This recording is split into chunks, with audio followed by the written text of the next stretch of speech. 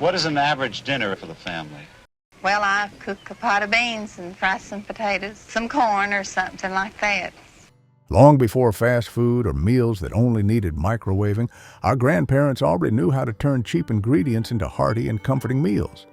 That could be gravy poured over biscuits, soup made from potato peels, or simply combining whatever scraps were left in the house that could fill your stomach. Today, let's take a trip back to Grandma's old kitchen and discover 25 simple dishes that nourished an entire generation through the toughest times. Back then, the mac and cheese dish didn't come neatly packed in a convenient box from the supermarket like it does now. It was made by hand, slowly, meticulously, and full of Grandma's love. Grandma would start by heating a little butter or lard in a pan, sprinkling flour over it along with milk, and stirring constantly until the mixture thickened into a rich, creamy sauce. This pasta mixture was then poured into a dish, topped with breadcrumbs or crushed crackers for crunch, and baked in the oven until the top was crispy and a beautiful golden brown. This dish was truly a lifesaver meal during tough times. Back in the 1930s to 1940s, a pound of cheese cost only about 15 cents. For a total ingredient cost of under 50 cents, this homemade mac and cheese was enough to feed 6 people in a family. It provided essential calcium and protein on days when meat was scarce and expensive. Our grandparents would probably shake their heads in surprise to see modern versions of mac and cheese with all sorts of luxurious ingredients like truffle oil, because for them, simplicity and economic efficiency were the most valuable legacies. When money was tight, potatoes rose up to become the silent hero of the kitchen.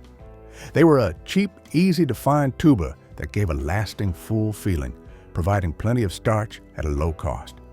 Potato soup is a dish so simple it couldn't be simpler, but it was a hearty, warm meal that provided comfort on cold days.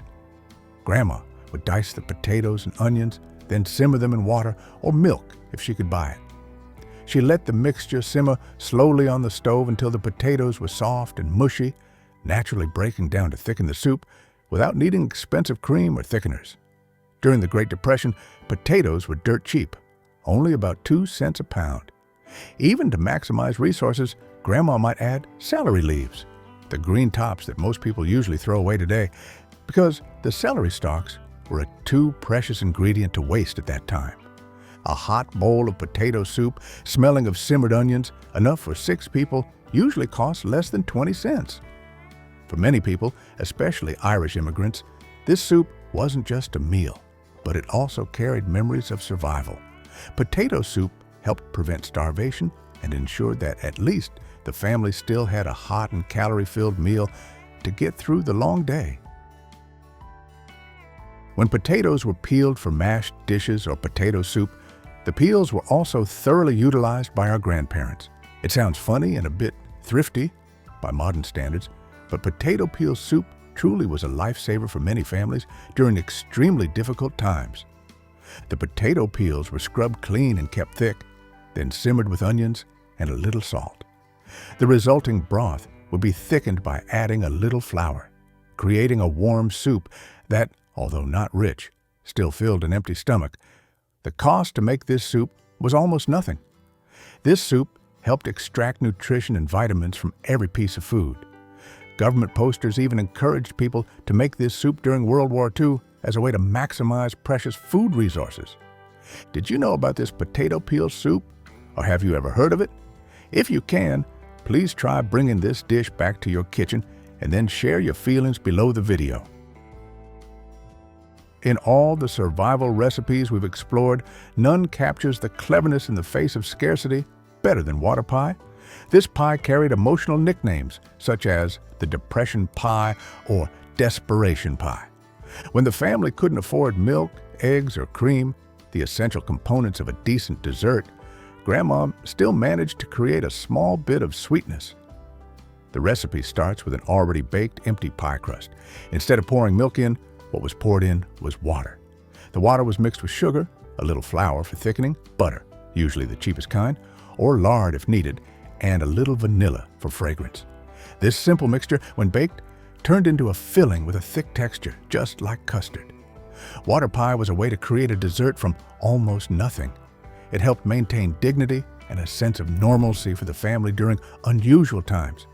The sad thing is that, due to the deep shame related to poverty, the fact that no one admits their family ever made water pie has become a mark of the discretion and self-respect of that generation.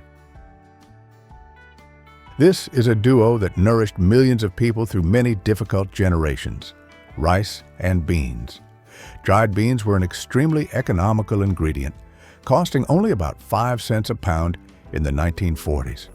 Grandma carefully washed the dried beans, then soaked them in water overnight. The next morning, the beans were put on the stove, simmering all day long over the heat. This slow simmering process not only softened the beans, but also allowed the flavors to penetrate deeply.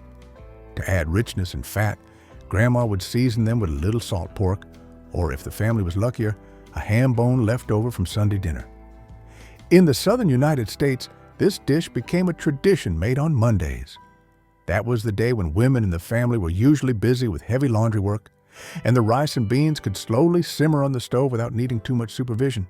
A large pot of rice and beans could feed a family up to 8 people. The core principle of this dish, cheap, filling, and nutritious, still holds true today, offering a lesson on how to effectively use the most basic ingredients.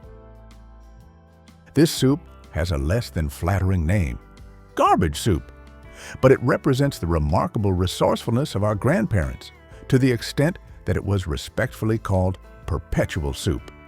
This was a revolutionary cooking strategy, ensuring that not a single piece of nutritious food ended up in the actual trash can. This perpetual soup pot was a fixture in the kitchen. It was always kept warm on the back of the stove, simmering slowly throughout the day. This was the gathering place for everything considered leftovers about to spoil.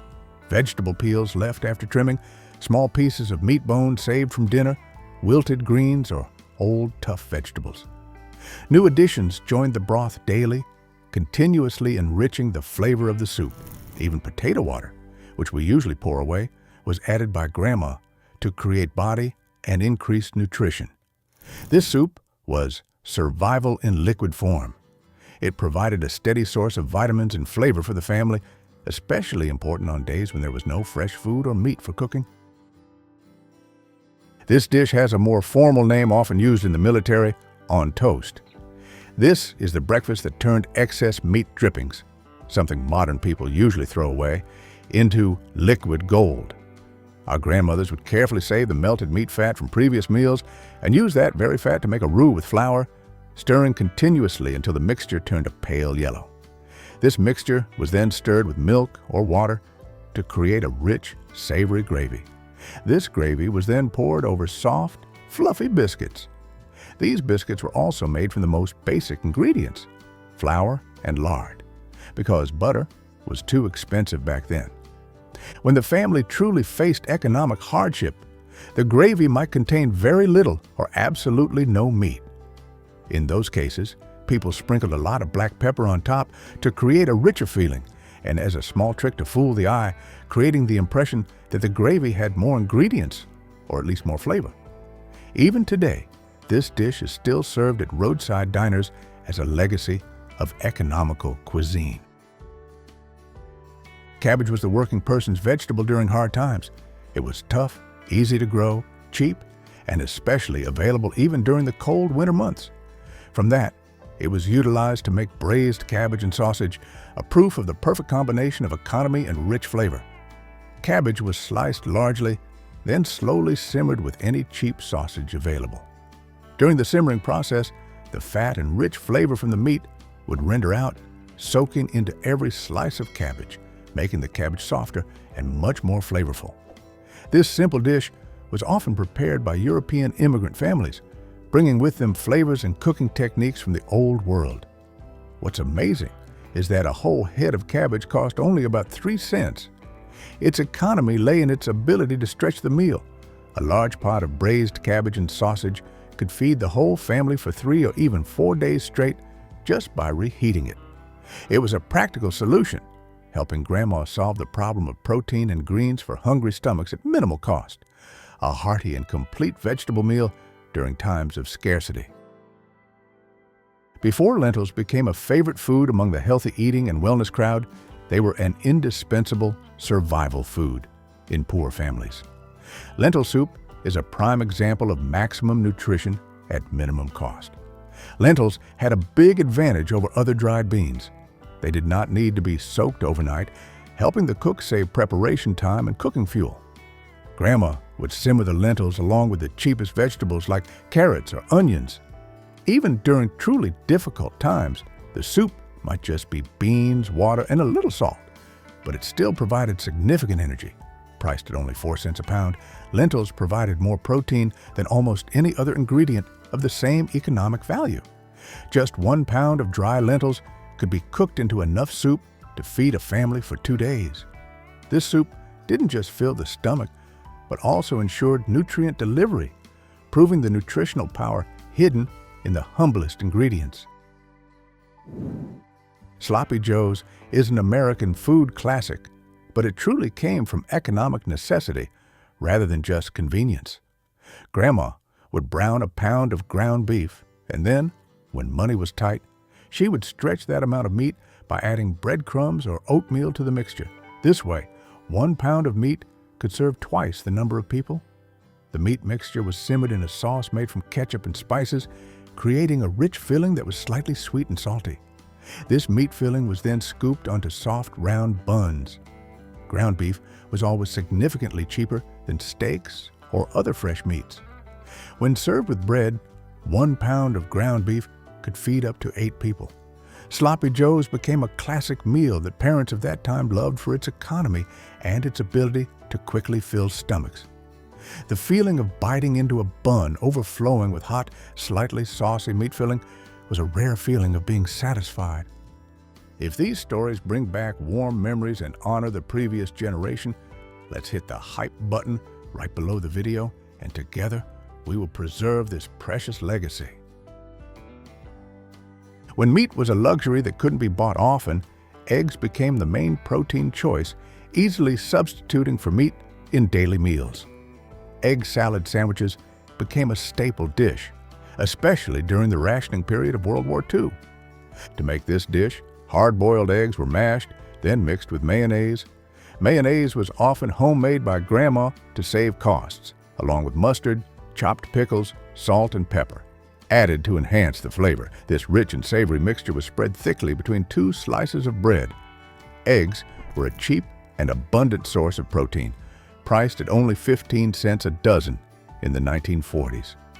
Egg salad sandwiches not only provided protein, but also packed very well. It was a perfect dish to take on the road, frequently appearing in the lunchboxes of workers and children going to school. Carrying the flavor of economy and thoughtfulness, the feeling of crispy pickles and the richness of the mayonnaise blending with the egg is an unforgettable experience. In the southern and southwestern United States, cornbread and pinto beans is a sacred culinary tradition tied to the resilience of working people. Dry pinto beans were simmered in a large pot, carefully seasoned with salt pork or ham hocks if they were available.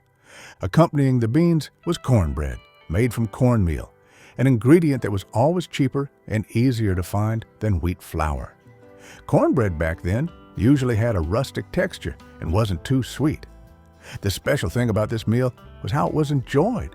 Cornbread would be used to soak up the bean liquid, a rich broth called pot liquor. This combination formed a complete meal, providing all the necessary nutrients, from the plant protein of the beans to the carbohydrates of the corn. Even then, nothing was wasted. Leftovers would be fried into thin patties the next morning for breakfast. This dish is a lesson in using up the most basic ingredients creatively and effectively, being both filling and nutritious. American families created their own version of fried rice from leftovers long before Chinese takeout became widely popular. This period's fried rice is a perfect testament to the no-waste philosophy. Grandma would carefully spread the leftover white rice from the night before onto a plate and let it dry naturally. This helped prevent the rice from getting mushy when fried. Then, the next day, she would fry the rice with anything left in the refrigerator. That was usually scrambled eggs, a few small pieces of leftover meat, and vegetables that needed to be used up quickly. The cost to make this fried rice was almost zero, as it was made from ingredients that should have been thrown away. Instead of using expensive soy sauce, people often used Worcestershire sauce to create a similar savory flavor that had more depth. This meal turned the plain white rice from last night into an exciting and flavorful dinner tonight, a clever way to stretch food for one more day. The feeling of eating light, crispy fried rice grains along with sweet vegetable pieces was a warm experience. Hot dogs, also called the people's meat, were an extremely cheap and convenient protein during economically difficult times. This simple dish usually included hot dogs boiled or lightly fried. Served with macaroni salad, hot dogs cost only about 10 cents a pound. Macaroni salad was homemade by Grandma, mixed with a simple mayonnaise dressing with chopped pickles and spices added. This dish was a cold meal especially loved by family members in the summer. On hot days, cooking on the stove could heat up the whole house, so a cold, easy-to-prepare meal like this was a real lifesaver. People often said that homemade macaroni salad was actually better after being left overnight in the refrigerator once the flavors of the mayonnaise and pickles had soaked deep into the pasta. This combination provided satisfaction, convenience, and economy, creating a humble but complete summer feast. Tuna casserole is a recipe that became popular in the 1940s and quickly revolutionized weeknight dinners for many American families. Its success was based on the economy and convenience of its main ingredient, canned tuna. Canned tuna was a cheap protein source and, most importantly, it did not require refrigeration for storage, which was very convenient for families who didn't have or couldn't afford a modern refrigerator. This casserole was made by mixing canned tuna with egg noodles, then adding canned cream of mushroom soup. This mixture was then poured into a dish and baked. The final topping was crushed crackers to create crispiness and an attractive golden color on the surface. This tuna casserole had the ability to feed 6 people for a cost of under 50 cents. It became so popular that variations of this casserole were printed in countless community cookbooks across the U.S., becoming a symbol of post-war convenience food, a dish whose smell evoked warmth and Grandma's care. Baked potatoes are a humble dish, but were a canvas for culinary creativity during times of poverty. Their simplicity lies in baking large potatoes until the outer skin is crispy and the inside flesh is soft and smooth. To save precious fuel, instead of using an electric or gas oven, many families bake potatoes directly in the hot coals of the fireplace or wood stove. This method not only cooked the potatoes, but also brought a distinctive smoky flavor, adding to the appeal of the dish. Priced at only 2 cents per pound, potatoes remained one of the most economical and effective ways to fill hungry stomachs. Toppings used were anything available. It could be leftover chili from the night before, a few pieces of crumbled bacon, or a spoonful of sour cream. Just one large baked potato was filling enough to become a complete meal. People just had to slice the hot potato lengthwise, squeeze gently to fluff up the flesh, and then add the toppings. It was a hearty, warm meal, demonstrating the cleverness of turning simple things into a dish with high nutritional value. The combination of grilled cheese and tomato soup is a classic duo, almost the national comfort food of the Great Depression era. The bread was grilled until golden and crispy, with the cheese layer inside melted and savory. This dish was usually served with tomato soup, a soup that often came from a can. Campbell's tomato soup was a popular choice, costing only 10 cents a can, and could be diluted or stretched to serve 4 people. During World War II, when butter was rationed and became scarce, families found a wonderful solution. They spread mayonnaise on the bread instead of butter for grilling. Mayonnaise was not only cheaper, but also created a crispier, more golden grilled bread crust. The tomato soup played an important role in cutting through the richness of the cheese, creating a balanced, cozy, and incredibly satisfying meal that provided comfort during difficult times. Stuffed peppers were a clever strategy Grandma used to use up leftover rice and stretch a small amount of ground meat, This dish turned a humble piece of meat into a complete and attractive meal, making dinner feel a little more special. Large bell peppers were cored, then stuffed with a mixture of cooked rice, ground beef or pork, and seasoning. To increase volume while still saving costs, the filling was often stretched by adding breadcrumbs that had been soaked in milk or water. Families with gardens often grew bell peppers specifically for this dish, helping to save on vegetable costs. Once stuffed, the peppers were slowly baked in a simple tomato sauce. Each stuffed pepper was a complete meal wrapped up. It had vegetables, grains from the rice, and protein. The aroma of tomato sauce and baked peppers spreading throughout the house signaled a hearty dinner. This dish is a symbol of thoughtfulness and maximizing resource utilization, showing the ingenuity of women in turning cheap food into a favorite meal. The true magic of beef stew lies in its ability to turn tough, cheap cuts of meat into something soft, delicious, and hearty. Instead of buying expensive steak, Grandma would buy stew meat.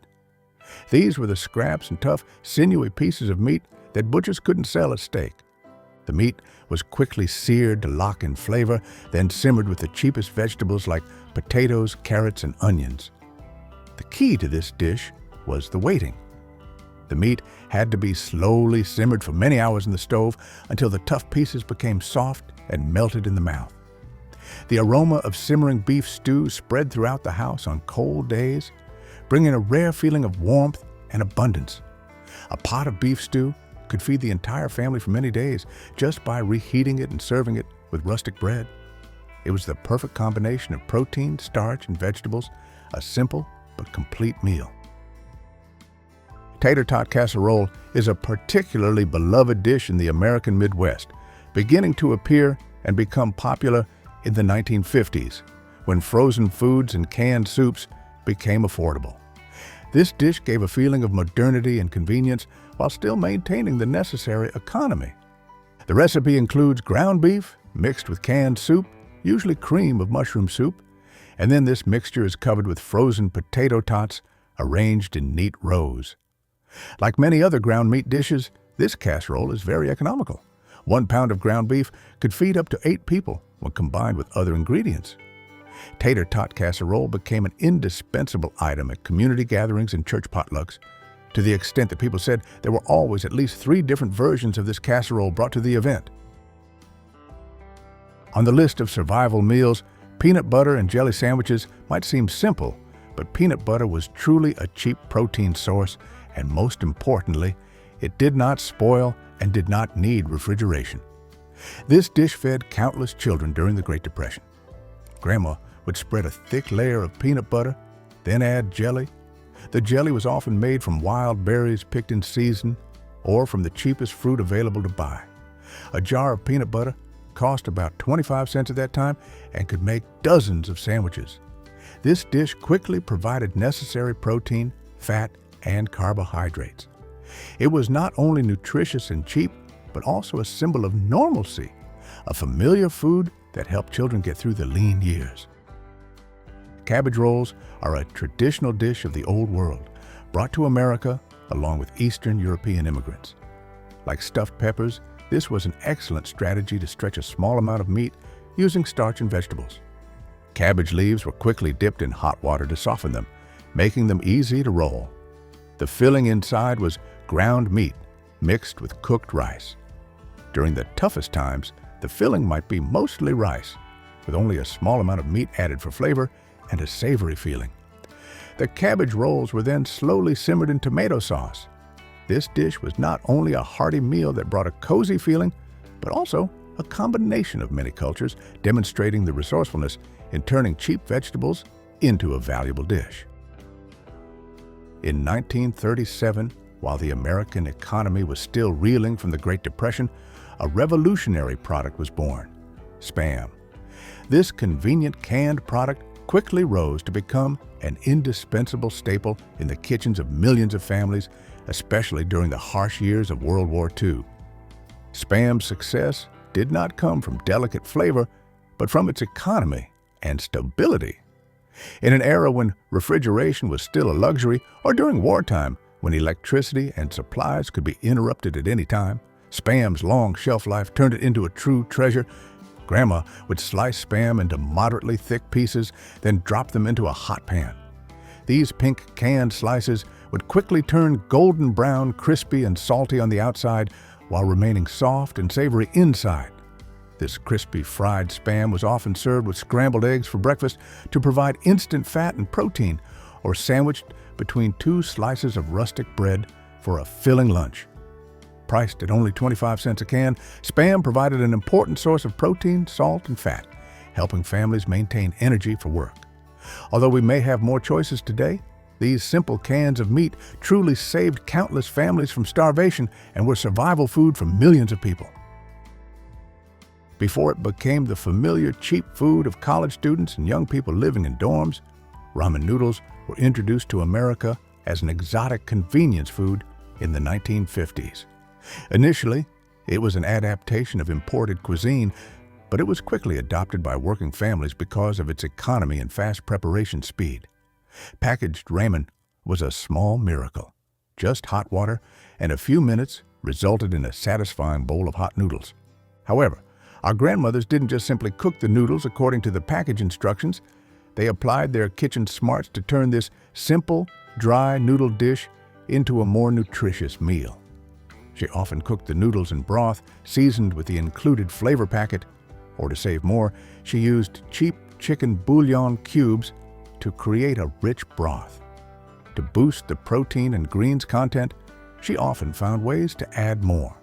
If the family had a small garden or even a window box, she would chop up some scallions.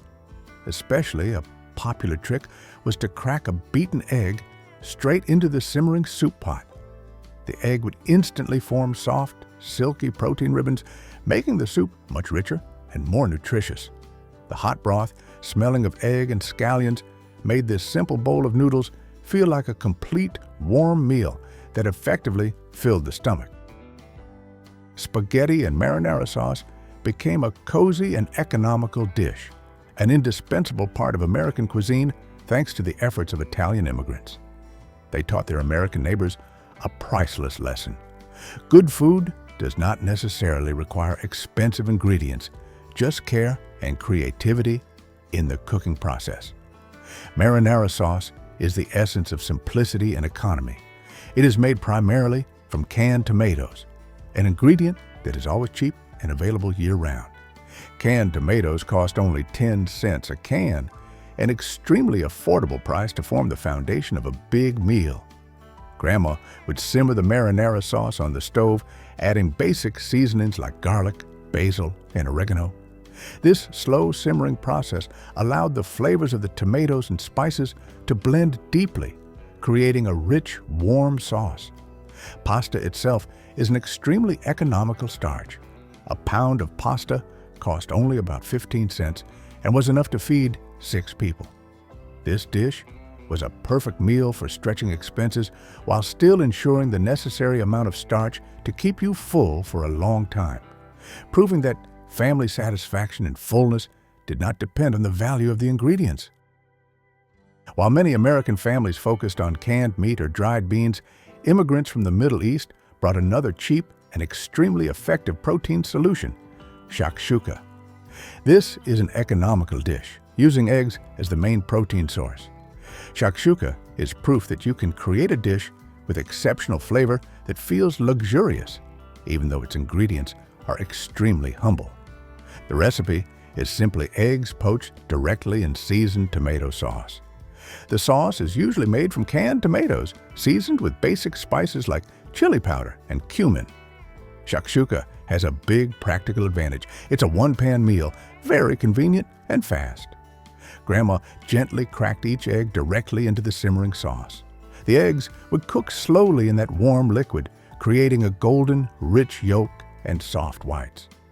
This dish provided necessary protein and vegetables, and was often made whenever eggs were the only protein they could easily and cheaply afford. In terms of cost, shakshuka was almost free to make.